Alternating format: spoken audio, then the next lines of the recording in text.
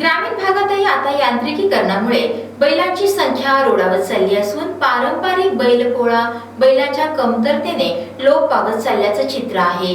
शेती मशागतींची कामे आता ट्रॅक्टर या यंत्राने व्हायला लागली आहेत। त्यामुळे ग्रामीण भागात मोठ्या प्रमाणात ट्रॅक्टर आले असून सिंदेवाही तालुक्यातील नवर गावात मागील 4 वर्षांपासून चक्क पारंपरिक बैल पोळ्याला बगल देत ट्रॅक्टर मालकांकडून ट्रॅक्टर पोळा भरवण्यात येतो आहे। पोळ्यानिमित्त गावातून निघालेली ट्रॅक्टरची मिरवणूक आकर्षणाचं केंद्र आणि चर्चेचा विषय ठरते आहे। शेतकऱ्यांचे शेती मशागतीचे साधन म्हणून अनादी काळापासून बैलांना महत्त्व आहे। शेतीत वर्षभर राबणाऱ्या बैलांना या सणाला शेतकरी मनोभावे पूजा करून त्याला गोडधोड खाऊ घालतो। ही परंपरा कित्येक वर्षांपासून चालत आली आहे आणि आजही ग्रामीण भागात मोठ्या प्रमाणात जोपासली जाते आहे।